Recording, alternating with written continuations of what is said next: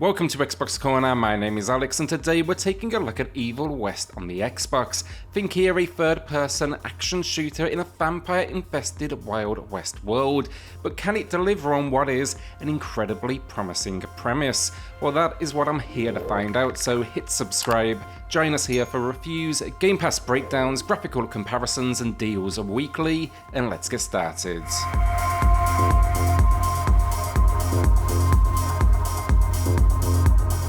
If you are thinking about grabbing Evil West, then consider using cornershop.gg for discounted Xbox Store credit. You will get instant delivery via email. You'll also get 10% off at checkout by using code CORNER. Story then, and we follow Jesse Rentier, a vampire hunter and the son of the director at the Rentier Institute. This organization, it's dealing with vampires and all sorts of basically evil menace that plague this Wild West world. Definitely makes for a unique spin on history, and I particularly like the fact it embraces the almost sci-fi in our progression with technology. Along this journey then as well, we'll meet a decent cast of characters. Edgar, for example, our partner, or Amelia, the resident doctor. They are two particular highlights. What the story though essentially comes down to though is vampires are prepping to attack alongside all sorts of, let's say, supernatural creatures, and we now need to fight back before it's too late. Before this world, basically, it's been secretive, and now they are ready to reveal themselves. The story, it's borderline okay, I guess, but I wouldn't call it particularly engaging. It's cheesy as you would expect, but my issues, they're not having any fun with the concept, and there's so much opportunity here. The pacing is off as well, the cutscenes are often somewhat lifeless or overlong, and then the overarching narrative just incredibly predictable. It did enough to make me want to shoot everything in sight, I guess.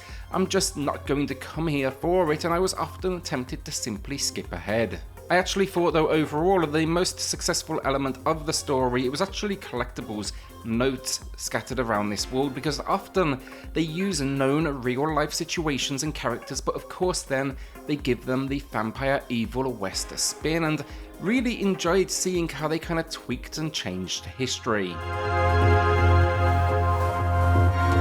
Gameplay then, and think back to a time pre-Gears of War when third-person shooters were largely just run and gun. They didn't have cover mechanics, they just wanted all-out action, and that's very much the era of shooter that Evil West is aiming to represent. It's really not about playing smart or strategically, it's about causing as much devastation as possible with a slew of weapons, and in that sense it does largely succeed. If I had to describe it with a single word though, gameplay, it would just be fun. From beginning to end, a roughly 10-hour journey, I couldn't help but smile at the carnage that was playing out. You know, heads explode, limbs are removed, and occasionally, well, actually frequently, enemies, they simply explode. It is a very linear experience as well, but it is worth knowing it's going to constantly keep you in the fight for that fact, so it definitely makes sense from a design perspective. By the end game, in fact, you will start to see where the enemies are going to be placed. The typical setup in this one, it's, think, corridor paths before these small open arena-like areas. Here, they will force you to battle. The game, in fact, wants you to fight so much you cannot progress most of the time past these points until you've killed all of the enemies. You can't even snipe them from a distance, even if you do have a line of sight on them. If you try to shoot them before jumping in, it actually appears they're protected by some sort of shield. This honestly somewhat annoyed me initially, as being a cheap tactic to dial up difficulty, making me be up close and personal, but the more I got into it, I will say the more it made sense. It's not trying to revolutionize, it's simply trying to deliver something that makes you feel like you're constantly going beast mode, and this very much achieves that.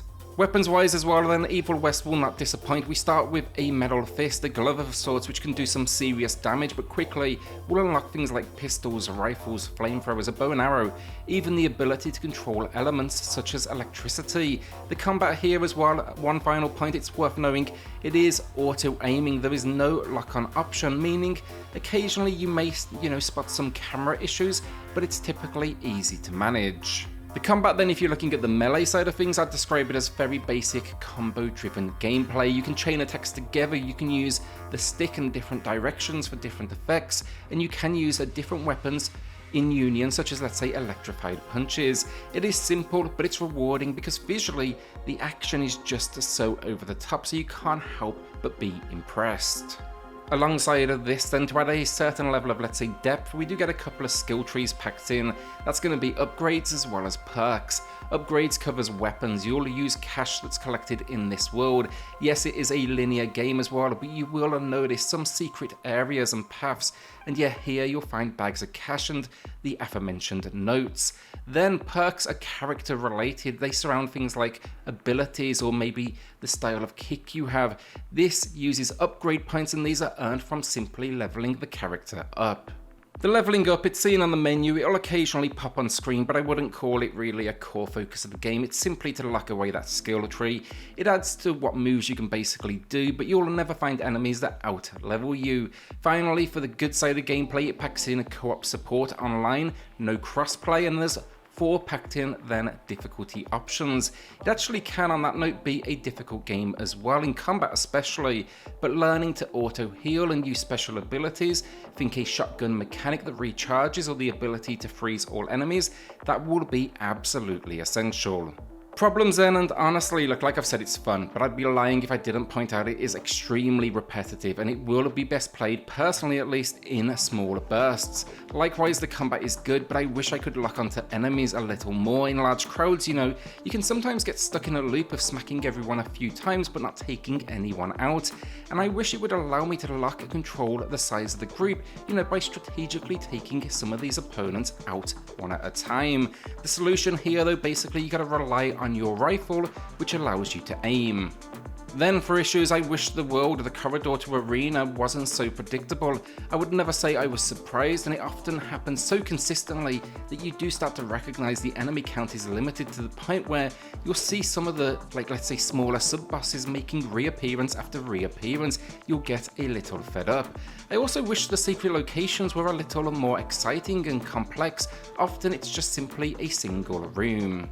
Finally, performance-wise, it's got 2 options on the Series X. That's 4K and 30 FPS quality mode, or performance, which is 1080p and 60 FPS. I ended up playing with 4K for the visual quality of the video. Additionally, on the Series S, it is 1080p and 30 FPS only.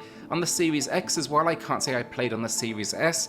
It's worth noting, never in combat, but occasionally traversing the world, I did notice some minor stutters as I changed location. Visually then, it's a game that impresses initially, but you do quickly identify this is not a AAA production, and that is mainly for me kind of the life in this world. Outside of enemies and our lead, it all feels quite static with little actually occurring around you, and then even some of the visual effects like the flamethrower, they can feel a little, I guess, cheap. Watch as things ahead of you, you know, burn away.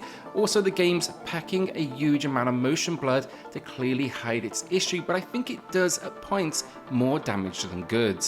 The good though, our lead looks great in combat. Enemies come in some fun shapes and sizes, if again a little repetitive, and then the environments, they are varied, constantly changing from mission to mission. A particular highlight is a frozen mountain later in the game, and even then a couple of runaway cart on rail sections. These were really good fun, and it definitely captured the pace of the moment.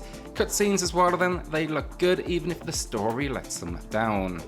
Finally though, the big winner for the visuals for the game, in fact it's the gore effects, blood all over the place, limbs flying off and enemies simply just explode ahead of you. It is a satisfying reward for all of your hard work. Audio finally, the voice acting suitably over the top. I did enjoy the delivery though, even if it was let down by the story itself. But honestly, audio generally was the most disappointing area for me. You know, there's some environmental work in here, but I started to notice quite a bit was simply being recycled over and over from a sound effect front.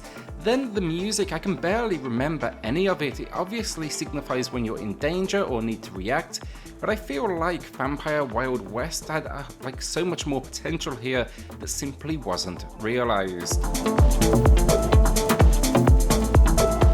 So the final verdict, and Evil West mostly succeeds at what it aims to deliver on, and that is a brainless third-person shooter that feels like a throwback to pre-Gears of War days. And with that, I had fun. We don't get games like this all of that often anymore, and it's reinforced with a fun enough lead, some great combat options, a healthy selection of weapons, and a decent set of skill trees. It also has some simple but effective boss encounters. That said though, the more you progress, the more you're going to notice issues, somewhat lifeless locations, repetitive enemies, a dull story, and a missed opportunity on an audio front. Also, I'm not sure why it's not able to push 60 on a Series S. With all of this in mind today, if you do play this one in short bursts, I think you will have fun, as I did myself today. Overall though, look, it's a good 7 out of 10 from me. Will you be picking up Evil West though? Let us know in the comments down below. With that then, hit subscribe, join us here for reviews, deals, Game Pass breakdowns, and graphical comparisons weekly, and I'll see you all on the next video. Thanks everyone.